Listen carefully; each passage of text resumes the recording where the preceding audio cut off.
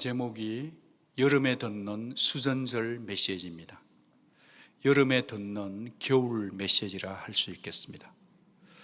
우리는 지금 불볕 같은 햇살, 뜨거운 태양의 빛을 받으면서 샌앤토니오에서 살고 있습니다.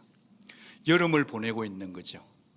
그래서 이번에 BBS 영상에도 보셨듯이 아이들이 그렇게 물놀이를 좋아했던 이유도 그 태양의 자기람 때문이라고 생각합니다. 여름은 우리에게 에너지를 줍니다. 푸르름을 주지만 겨울은 우리를 움츠려 들게 합니다. 겨울은 우리를 차갑게 만들고 쓸쓸하게 만들고 슬프게 만들고 우리의 몸과 마음을 얼어붙게 합니다. 여름에도 겨울은 찾아오더라고요. 저도 지난 주간에 갑자기 한국에 계신 어머니께서 하늘나라를 가셔서 급하게 비행기를 부킹을 하고 그 뜨거운 여름 한국을 다녀왔습니다. 너무 고왔던 제 어머니를 이렇게 화장을 하고 나녀 보니까 너무 작은 그 애쉬 한 주먹을 제 고향 선산에 묻어놓고 어머니를 제 마음에 담고 이 자리에 서 있습니다. 너무 더운 여름이었지만 그 장래의 여정 속에 저의 마음과 몸은 어쩌면 차가운 겨울보다 더 시린 시간을 보내고 왔습니다. 그래요, 사실 인생이란 것이 여름이라고 해서 여름이 아니고 어떤 때는 여름인데도 얼음처럼 차가운 겨울 같은 일들이 우리에게 일어나는 것 같습니다. 누구나 피해갈 수 없는 인생의 겨울 앞에서 겨울은 우리를 숙연케 만들고 우리의 남은 날을 참 잘 살아야 되겠다, 참 지혜를 주는 선생님인 것 같습니다. 예수 밖에 있으면 겨울은 시립도록 차가운 겨울에 지나지 않지만 예수 안에서의 겨울은 우리에게 참 소망뿐 아니라 남은 생을 바르게 살 지혜로 인도합니다. 오늘 말씀 22절에 보면 때는 겨울이라 합니다. 사실은 제가 이 메시지를 3주 전에 이렇게 전할 거라고 받아놨다가 여름에 듣는 겨울 메시지, 수전절 메시지를 했는데 뜻하지 않게 제가 2주를 한국에서 보내고 오늘에야 이 말씀을 전하게 되었습니다. 그러니까 설교자가 무엇을 계획하고 어떤 메시지를 전하겠다 할지라도 하나님이 세워주셔야만 전려지는 메시지인 것을 생각해 볼 때 하나님의 은혜, 살아감이 얼마나 소중한가를 느끼게 됩니다. 오늘 22절 말씀에 때는 겨울이라 밝혔는데요, 수전절이라고 하는 유대인의 명절입니다. 원래 12월에 지키기 때문에 굳이 겨울이라고 밝힐 필요가 없지만 그래도 사도 요한은 애써서 겨울이다라고 밝혀 우리에게 은혜를 끼치고 있습니다. 뭔가 겨울이란 단어 속에 상징적인 이미지가 담겨 있는 것 같죠? 요한은 굉장히 문학성이 뛰어난 사도였습니다. 그래서 예수를 팔아버린 가룟 유다가 문 밖으로 뛰쳐나갔을 때 그때가 언제라? 밤이라, 나이트. 그게 단순한 물리적인 밤이 아니라 인생이 끝나버리는 영혼의 죽음으로 치달아가는 것을 밤이라 표현했듯이 요한은 지금 겨울이라고 하는 이미지를 가지고 우리를 말씀 속으로 초대하고 있습니다. 왜 겨울인가? 그것은요, 지금은 이제 복음이 왕성하게 전파되고 예수께서 기적을 일으키던 그때가 봄이요 여름이었다고 한다면 이제 오늘 이 순간부터 시작해서 주님은 더 이상 종교 지도자들과 바리새인들 앞에서 말씀을 전하지 않는다는 거예요. 말씀을 듣지 못하는 것이 겨울인 것입니다. 말씀이 들려지지 않으면 그것은 그 어떤 차가운 겨울보다 더 차가운 영혼의 겨울인 것을 요한이 우리에게 지금 가르쳐주고 있는 것입니다. 주님의 공생애가 끝나가는 시점, 그 마지막 언저리에서 주님이 왜 이 메시지를 던지는가를, 이 수전절의 의미를 우리가 기억해야 되겠다, 그런 거죠. 그렇다면 주님께서 그 수전절 겨울 성전에서 무슨 말씀을 하셨는가? 그 대답은 양과 목자와의 관계를 다시 설명했다는 거예요. 다시 설명했다는 걸 보면 이미 설명한 적이 있다는 얘기 아니겠습니까? 요한복음 10장 1절에 보면 주님이 이미 목자와 양의 관계를 설명하셨지요. 여러분, 근데 이 본문의 말씀을 보면서 10장 초반부에 보면 그때 절기 하나가 나오는데 초막절이다 그래요. 이 초막절에서 수전절까지는 3개월의 기간이 흘렀던 것입니다. 오늘 본문은 그냥 주님이 그냥 가다 보니까 우연히 수전절이네 그래서 말씀을 전한 게 아니고, 주께서 수전절까지 기다리셨다가 시간과 역사의 보폭을 조정하시는 주님이 그 시간에 딱 맞추어서 들어가셔서 거기에 있는 종교 지도자들에게, 아직까지 전적으로 예수를 믿지 않는 자들에게 일침을 놓으시면서 안타까운 피눈물이 담겨진 말씀이 오늘 말씀인 것입니다. 그래서 요한은 지금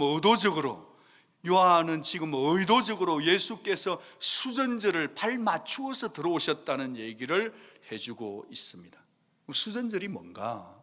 수전절은요, 닦을 숫자의 성전 전자예요. 그러니까 성전을 닦았다, 그런 얘기입니다. 교회 대청소하는 얘기가 아니고, 수전절 얘기를 좀 더 알아보면 이 수전절은 맥추절, 그 다음에 유월절과 달리 그 전통이 굉장히 짧은 거예요. 맥추절이나 초막절이나 유월절은 구약의 오랜 시월 전통이 연결되어 있지만, 이 수전절은 역사가 예수님 당시 겨우 170년밖에 되지 않은 절기였습니다. 어떤 배경에서 수전절이 만들어졌는가를 보면, 그때 예수님 오시기 170년 전에 시리아의 왕이었던 안티오쿠스 에피파네스가 이스라엘을 쳐들어왔습니다. 사람을 유린합니다. 죽입니다. 그리고 난 다음에 유대인들에게 종교적 자존심을 꺾기 위해서 예루살렘 성전 안에다가 제우스 신상을 세웠습니다. 유대인들이 확 돌았습니다. 그것도 모자라서 그 안에다가 돼지의 피를 가지고 제사를 드리도록 했습니다.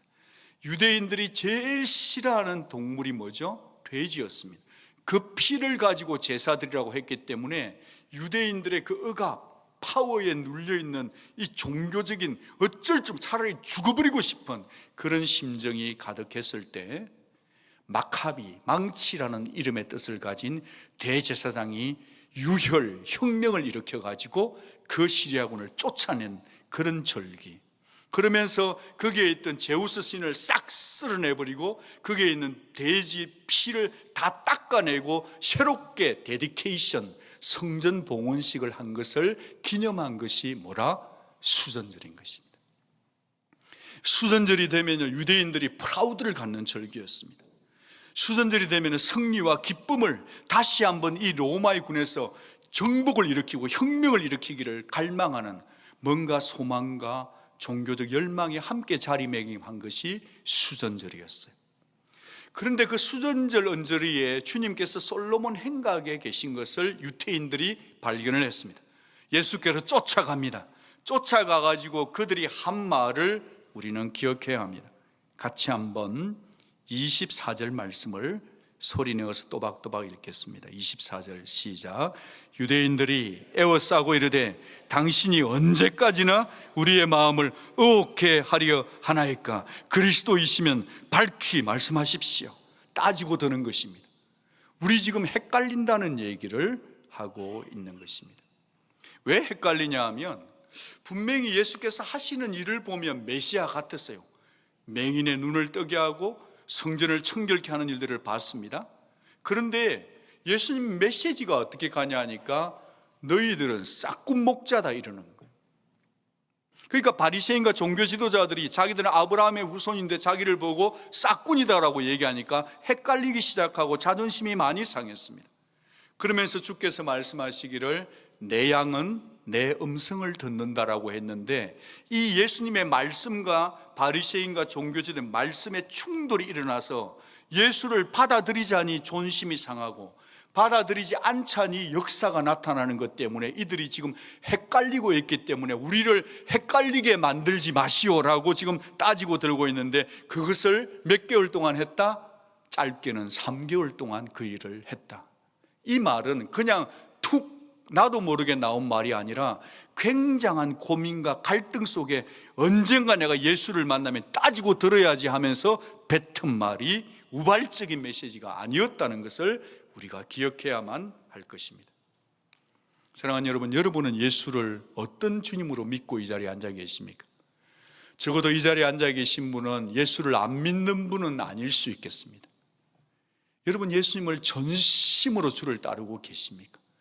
정말 목숨을 걸고 예수를 따르고 있냐고 저와 우리 모두에게 여쭙는 것입니다. 지금 이 본문의 메시지 속에는 예수 그리스도의 안타까운 영이, 안타까운 목소리가 들려져야 된다, 그런 말씀인 것입니다. 보십시오. 지금 이들이 수전절을 170년 동안 지켜왔음에도 불구하고 수전절, 성전을 닦고 세우는 그 봉헌하는 핵심이신 예수 그리스도, 참 성전이 오셨는데도 예수를 믿지 못하고 제끼고 있다면 수전절을 170분을 지켜도 무슨 소용이 있느냐, 그것이 이 메시지가 우리에게 주는 거라는 거예요. 우리가 교회 생활을 아무리 열심히 하고 예배를 아무리 드리고 있다 할지 우리의 마음의 센터에, 중심에 예수가 세워져 있지 않고 어정쩡 따르고 있다고 한다면 우리는 진정한 예배를 드리고 있지 않은 것일 수 있다라는 것입니다. 그 당시 배경으로 들어가면 이들이 완악합니다.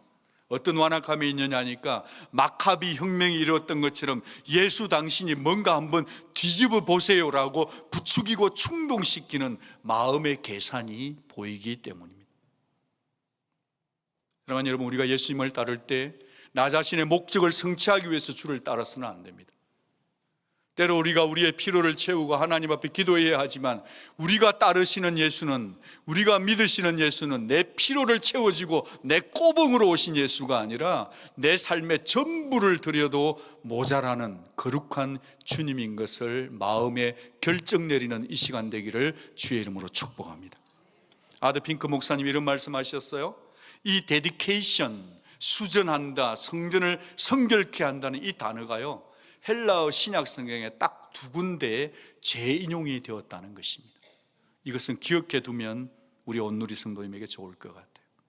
이 수전한다는 것, 데디케이션, 드린다는 것, 닦아서 드린다는 단어가 두 번 있는데 첫 번째는 히브리서 9장 18절입니다. 같이 읽습니다. 이것으로 첫 언약도 피 없이 세운 것이 아니니, 여기 세웠다, inaugurate 되는 이것이 사실은 수전한다라는 단어와 굉장히 같은 꼴입니다.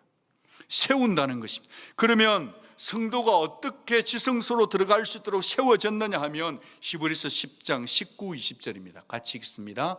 그러므로 형제들아, 우리가 예수의 피를 힘입어 성소에 들어갈 담력을 얻었나니 그 길은 우리를 위하여 휘장 가운데로 열어놓으신 새롭고 산 길이요, 휘장은 곧 저의 육체. 여기서 열어놓았다는 것이 수전했다는 헬라어 단어와 같은 꼴인 것입니다. 결국 여기에 데디케이션, 수전했다는 것은요, 예수의 핏뿌림과 관계에 있다는 것입니다. 그가 흘린 보배 피 때문에 성전은 성전다워지는 것이고 저와 여러분들이 주의 존전에 나와 예배드릴 수 있다는 겁니다. 또 다른 한 본문, 요한복음 2장 19절에서 주님께서 수전하는, 즉 성전을 봉헌하는 참 의미를 우리에게 가르쳐 주셨어요. 요한복음 2장 19절입니다. 너희가 이 성전을 헐라 내가 사흘 동안에 일으키리라. 이 말씀이 뭐죠? 이 보이는 눈에 있는 성전이 중요한 게 아니라 이 성전을 헐으라, 그러면 내가 사흘 만에 일으키겠다는 것은 예수께서 십자가의 죽으심으로 피 흘림으로 말미암아 저와 여러분을 구원하셔서 저와 여러분을 성전 삼으시는 그 일을 이루셨다는 사실을 기억하시기를 축복합니다. 수전의 처음과 끝은 뭐냐? 예수 그리스도의 핏뿌림이라는 것입니다. 그들이 성전을 닦고 제우스 신을 치우고 돼지머리를 치우는 것이 근원이 아니라 예수 그리스도의 핏뿌림으로 말미암아 주어지는 은혜, 그것이 진정한 수전절의 의미인 것을 아멘으로 받으시기를 축복합니다. 이렇게 예수의 피로 정결케 된 자만이 예수님과의 관계가 형성된다는 것입니다. 예수님과의 관계가 형성된 자의 특징은 예수님의 음성을 알아듣는다는 것입니다. 요한복음 10장 27절 같이 읽습니다. 내 양은 내 음성을 들으며 나는 그들을 알며 그들은 나를 어떻게 해요? 따르느니라. 내 양은 내 음성을 들을 뿐 아니라 내 양은 내 음성대로 산다, 따라낸다, 삶으로 성부를 건다라고 주님이 초청하셨습니다. 주님은 때로 우리를 여러 가지 방법으로 우리를 불러내십니다. 나팔을 부실 때도 있지만 스가랴 10장 8절을 보면 내가 그들을 향해 휘파람을 분다, 그 말씀이 있습니다. 목자는 항상 휘파람을 불어서 양떼를 불러냅니다. 양들은 눈이 어둡지만 귀는 발달된 동물들입니다. 그래서 목자의 휘파람 소리를 듣고 그 휘파람 소리로 인해서 이리와 늑대로부터 목자는 양떼를 보호해내는 것입니다. 그리고 양떼가 불안하면 잠을 자지 못하는데 목자가 휘파람을 불어주면 자기 목자의 휘파람 소리를 들으면 양떼는 언제나 쉬게 되어 있습니다. 사랑하는 여러분, 지금 이 시간에도 주님께서 말씀을 통해, 찬송을 통해 여러분에게 휘파람을 부시면서 여러분의 불안한 영혼에 쉼을 주고 계시는 예배 시간인 줄 믿으시기를 바랍니다. 여러분, 우리는요 주의 음성을 듣기 위해서 이 자리에 온 것입니다. 여러분, 어린 사무엘이 자다가 사무엘아 사무엘아 하는 소리를 들었을 때 쭉 달려갔어요. 누구에게 달려갔죠? 하나님께 달려간 게 아니라 엘리 제사장에게 달려갔어요. 몇 번씩이나 그랬어요? 2번, 3번 그렇게 했어요. 그러다가 엘리 제사장이 정신이 들어서 이번에 부르거들랑 하나님이 너를 부르시니 하나님께 대답해라. 제가 여기 있사오니 말씀하여 주옵소서. 여러분, 이 세상을 살아가면서 성도는요 주님의 음성에 귀 기울이기 위해서 부름을 받았다는 사실을 절대로 잊지 마시기를 축복합니다. 근데 여러분이 주의 음성을 들으려고 해서 성경을 덮어놓고 신비한 음성만 기다리면 안 됩니다. 그것은 위험한 행위요, 하나님을 속이는 행위예요. 주의 말씀이 이미 여기 선명하게 다 드러나 있는 거로 주의 말씀을 보면서, 읽으면서, 이 말씀을 들으면서, 읽으면서 귀로 들려오는, 영적인 마음의 귀로 들려오는 주의 음성을 듣는 저와 여러분 되기를 축복합니다. 여러분, 참목자의 음성을 듣고 싶다고 한다면 마음의 귀가 열려야 돼요. 헨리 나우엔이 이렇게 말했습니다. 분별력이란 뭔가? 분별력은 귀가 먹어있던 우리들이 귀가 열려서 하나님의 음성을 듣는 삶으로 나아가는 것이라 그랬습니다. 우리 스스로는 절대로 들을 수 없지만 성령께서 임하시면 우리는 주의 음성을 듣게 되는 것입니다. 주의 책망을 듣게 되고 주의 위로를 듣게 되는 줄로 믿습니다. 회개하라는 생생한 음성도 들려질 줄로 믿습니다. 주의 음성이 들리지 않으면 주의 양이 아닙니다. 여러분의 삶을 돌아보셔야 하는 것입니다. 주의 음성이 들려야만 주를 따라갈 수 있기 때문에 그렇습니다. 여러분의 삶 속에서 하나님의 시그널과 하나님의 음성이 들리지 않으면 여러분은 지금 위험한 상태입니다. 오늘 제가 아침에 일찍 교회를 오는데요, I-35를 타고 내려오는데 거기에 인디케이션이 나왔어요. 고속도로가 막혔으니까 엑시스로 나가라. 그리고 난 다음에 보니까요, 거기에 교통사고 났을 때 부는 불이 수십 개, 한 3, 40개 경찰차가 7대, 8대인데 큰 대형 사고가 났어요. 그러니까 저는 그곳에 시그널을 따라서 엑시스로 나와야 됐습니다. 왜 그러죠? 저의 안전을 위해서 그러는 것이죠. 여러분, 주님의 음성이 여러분에게 책망하고 여러분에게 죄를 지적할 때는 여러분을 살려내기 위한 시급한 빨간불인 거로 여러분이 적극적으로 반응하시는 여러분 되기를 축복합니다. 왜 말씀이 들리지 않죠? 팀 켈러 목사님 이렇게 말씀하셨어요. 사람들마다 자기 입맛에 맞는 신들을 만들어내고 있다. 사람의 마음은 우상을 만들어내는 공장이다. 참 하나님을 믿지 않으면 계속 대상만 바뀔 뿐 마음속에 가짜 신들을 섬기고 있는 것이다. 오래오래 간절히 바랄수록 우상이 되기 쉽다. 여러분 중에서 지금 하나님보다 어떤 것을 계속 오래오래 끈질기게 그것만 생각하고 있으면 그건 여러분 우상이 될 수 있습니다. 좋은 것일수록 우상이 되기 쉽다. 여러분을 달콤하게 하고 여러분을 만족시키는 그 어떤 세상에 있는 것들, 그것이 돈사랑이든 세상의 취미든 간에 내 좋은 것을 계속 따라가다 보면 그것이 하나님보다 더 높은 수지에 더 깊은 자리에 앉으면 그것은 우상인 것입니다. 우리 모두가 이 마음속에 있는 여러 가지 우상들을 제거해내고 영혼의 민낯으로, 알몸으로 하나님의 음성을 귀담아 들으며 그분이 나를 책망하실 때 적각 무릎 꿇을 수 있는 복을 받으시는 주의 음성에 열린 길을 갖는 저와 여러분 될 수 있기를 축복합니다. 얼마나 바쁜지 몰라요. 얼마나 분주한지 모르고, 얼마나 우리의 마음을 빼앗긴지 모르고, 얼마나 우리가 지금 정말 카톡에게 시간을 내어주는지 모르고, 우리가 얼마나 주님보다 세상을 사랑하고 있는지를 인정하고 우리의 속사람을 살려내어야만이 늑대의 소리로부터, 분주한 세상 소리로부터 내 영혼이 주의 세미한 음성을 듣게 될 줄로 믿습니다. 이 같은 복을 받으시기를 주의 이름으로 축복해요. 여러분, 우리가 지금 하나님 음성 잘 듣자는 얘기를 하다 보니까 성도님들 가운데는 하나님 음성에는 잘 듣는데 사람 음성을 귀담아 듣지 않는 분들이 계셔요. 우리는 그러지 않았으면 좋겠습니다. 아멘. 하나님의 음성을 잘 듣는 사람은 사람의 말을 귀담아 들을 줄 안다고 봐요. 동의되시면 아멘. 그게 성숙이에요. 사진 2장을 보여드릴 테니까 차이점을 한번 보시면 좋겠습니다. 뒤에서 잠깐만 누가 불을 한번 꺼주시면 좋겠는데요. 이게 첫 번째 사진이에요. 두 번째 사진을 한번 보여주십시오. 이게 두 번째 사진입니다. 차이점이 뭐죠? 목사님도 내 나이 돼봐요, 그게 보이나? 그러시는 분이 계신 것 같고요. 사진을 좀 잘 찍으시지 목사님 그러시는 것 같아요. 제가 답을 말씀드릴게요. 카페에 있는 사진을 보면 이분의 VBS를 할 때 데코레이션을 했는데 이 멍키, 원숭이가 지금 여기에 하나씩 붙어서 재롱을 피우고 있어 아이들의 기분을 치유업을 시켰어요.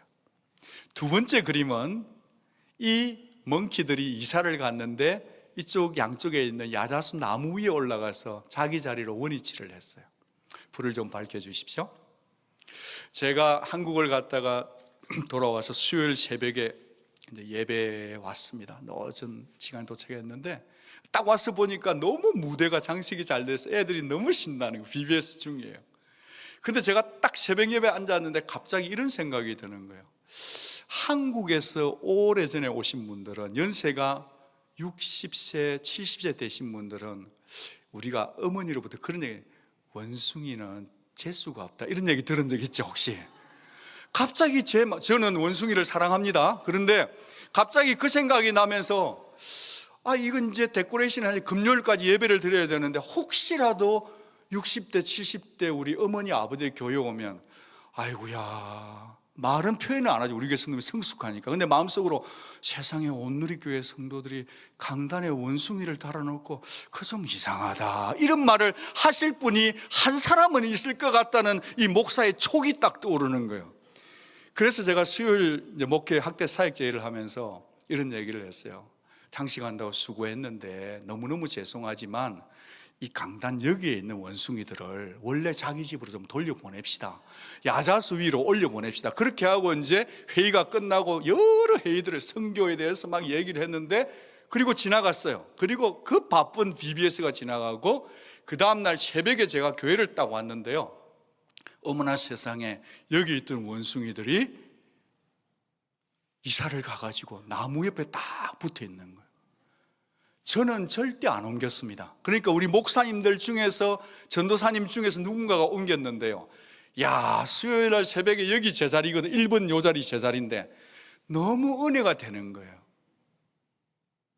남의 말을 귀담아 들어준다는 것, 그것이 억지 주장이 아니라 누구 한 사람이라도 마음에 상함이 되고 의혹이 되고 미혹이 되면 안 되니까 그렇게 하자는 말을 듣고 옮겨준 그게 그렇게 달고 고맙더라고요.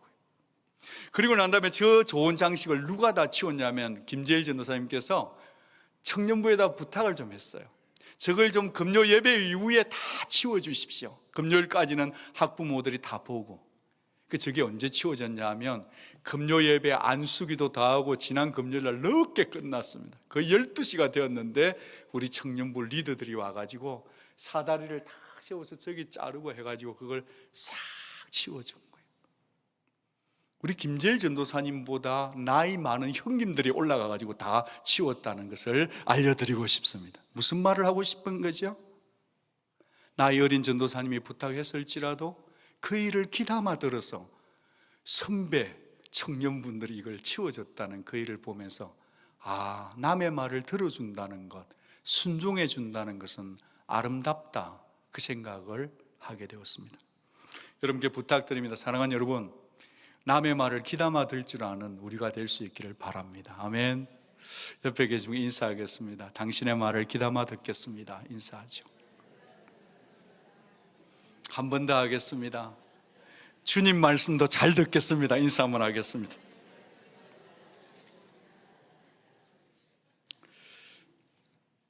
제가 지난 수요일 날 새벽 예배를 마치고 기도 동산에 물을 주고 있는데 어느 큰 추럭 한 대가 들어왔어요. 그분이 저에게 이런 얘기했습니다. 푸드뱅크 언제 하냐고. 그래서 제가 안에 들어와서 날짜를 확인하고 알려줬는데 그분이 뭐라는 게 아니고 자기의 인생살이를 얘기를 하는 거예요. 30년 동안 결혼을 잘 했는데 뭐가 something 잘못되어서 자기가 이혼을 하게 되었대요. 너무 그것을 받아들이기 힘들어서 막 살았대요. 그래서 교도소에 들어가서 18개월을 살다가 나왔는데 최근에 자기에게 스트로크가 와서 참 자기도 짜부가 있었는데 힘들어서 도움받으러 왔대요. 그러면서 그분이 이 얘기를 해주시는 거예요. 자기가 교도소 안에 있었는데 교도소에 있을 때 어느 여자 채플린 목사님이 아주 읽기 쉬운 성경을 하나 줬대요. 근데 그 성경을 읽다가 보니까요, 처음에는 그게 긴가민가 했는데 어느 날 성경을 읽는데 갑자기 이 말씀이 탁 깨달아지면서 예수 그리스도가 믿어졌다는 거예요. 할렐루야. 그리고 난 다음에 그날부터 성경을 보는데요, 교도소 출감하는 날까지 계속 자기가 안 울려고 해도 눈물이 쏟아지더라고요. 너무 많이 우니까 교회 가도 너무 창피스러웠는데 주변 분들이 이렇게 얘기했대요. 그 눈물은 네 마음의 영혼을 씻어내는 약이다 그랬대요. 할렐루야. 사람이요, 은혜를 받고 주의 음성이 귀에 들리면요, 울고 내 죄를 토하고 내 영혼을 정결케 하는 줄로 믿습니다. 여러분, 그러나 여러분, 저와 여러분이 이 세상 살면서 해야 될 가장 중요한 것은 주의 말씀을 듣고 읽어서 내 영혼을 깨끗하게 클린징하는 것인 줄 믿으시기를 바랍니다. 하나님의 음성은 장소를 뛰어넘습니다. 감옥 속에도 뚫고 들어갑니다. 여러분의 회사 속에도, 여러분의 정말 그 어떤 집 속에도, 여러분의 하는 비즈니스 속에도, 여러분의 어떤 연구소 속에도, 병원 속에도, 모든 속에도 주님의 말씀은 언제나 뚫고 들어갈 수 있음을 환영하고 받아들일 수 있기를 축복합니다. 그것이 아멘이라면 저는 오늘 이 말씀을 꼭 한번 나누고 싶어요. 27절 말씀을 우리 같이 한번 읽어보겠습니다. 26절 말씀은 그 종교 지도자들에게 자기 딴에는 신앙 잘한다 하지만 실제로는 깨닫지 않고 믿지 않는 그들에게 하시는 메시지였습니다. 사실은 신앙 잘한다고 자기는 여름이라고 생각하지만 실제로는 영혼의 죽음, 겨울을 맞이한 자들을, 너희 종교 지도자들, 26절, 너희가 내 양이 아니므로 믿지 않는구나. 그러나 27절 우리 같이 읽겠습니다. 시작. 내 양은 내 음성을 들으며 나는 그들을 알며 그들은 나를 따르느니라. 아멘.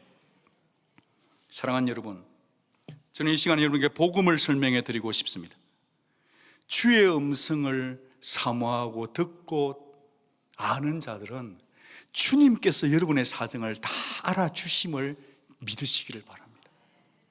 주님은 여러분이 왜 기가 죽어 있는지를 아십니다. 주님은 왜 여러분이 불안한지를 아세요. 주님은 여러분이 얼마나 피곤한지 피곤의 무게를 아십니다. 주님은 여러분의 지금 경제 사정을 아시고, 주님은 내가 무엇 때문에 잘 넘어지는지를 아시고, 주님은 나를 너무 사랑하시기 때문에 나를 다 알아주십니다. 아멘, 아멘, 아멘.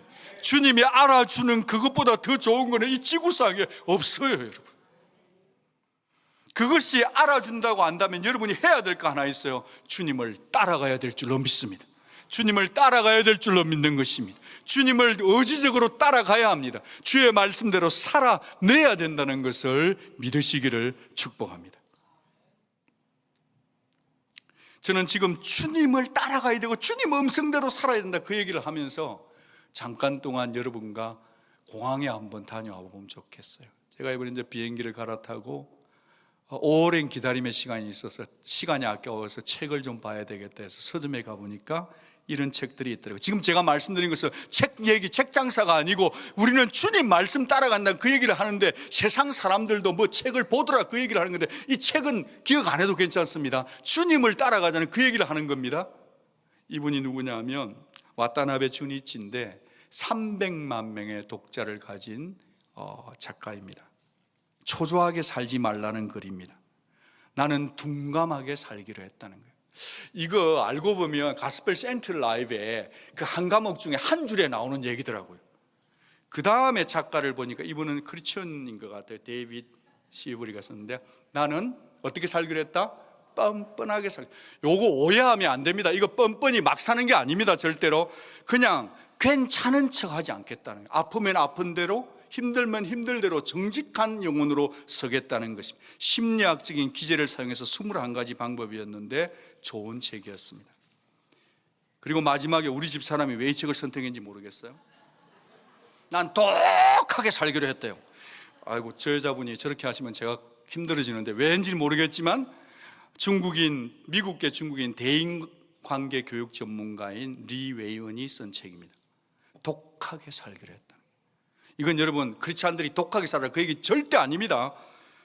고난과 역경이 나를 성장시키는 거로 피하지 말고 당당히 마주하며 살겠다, 나를 단단케 하는 연습으로 살겠다는 책입니다.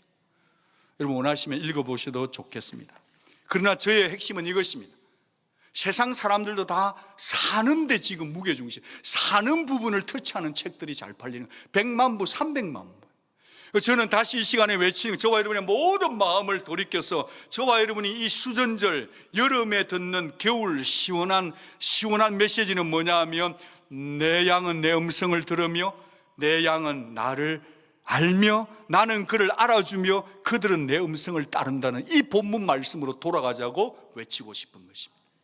주의 말씀 안에 모든 진리가 다 들어있음을 믿으시기를 바랍니다. 수전절은 뭐죠?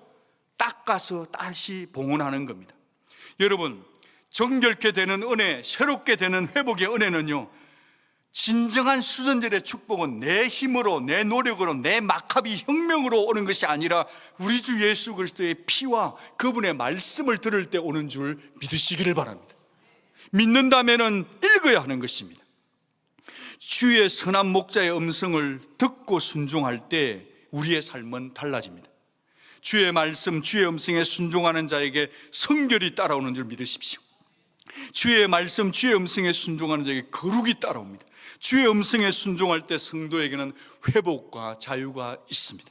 주의 음성에 순종할 때 성도는 삶의 방향과 내용이 세워지는 것입니다. 이것이 저는 수전절이라고 보는 것입니다. 그렇게 될 때 저와 여러분의 삶의 질서가 잡히고, 이 무더운 여름철에 주님의 시원한 음성을 들어 여러분의 삶의 내용과 방향에 거룩에 하나님의 뜻이 세워지는 여름을 살지만 수전절의 메시지를 듣고 참으로 내 영혼을 말씀께로 달려가는 아름다운 인생들 되시기를 주님의 이름으로 축복합니다. 기도하겠습니다. 이 시간 우리 같이 한번 기도합시다. 하나님 앞에 기도할 때, 하나님, 제가 좀 더 열정적으로 주님이 사랑하도록 주의 말씀 읽겠습니다. 시간을 구별하겠습니다. 여러분 진짜 주님께 가십시오. 5분이라도 10분이라도 하루에 주님과 나만 있는 시간을 가지십시오. 핸드폰을 멀리 하십시오. 10분이라도 주님 앞에 무릎을 꿇으십시오. 성경을 펴십시오. 그 속에서 주의 음성을 듣고 여러분이 해결되어야 될 문제들을, 가야 될 방향성들을 꼭 말씀드리십시오. 주님이 반드시 해결할 줄 믿으시기 바랍니다. 이 시간에 같이 한번 우리 주님 앞에 꼭 진실되게 한 가지씩 기도 제목을 가지고 주의 음성을 들으며 주님이 책임진다 하셨으니 주의 음성 따라갈 수 있도록 이 시간에 그 문제를 놓고 주 사랑하도록 같이 소리내어서 같이 한번 기도하겠습니다. 다 같이 기도하겠습니다. 하나님 아버지.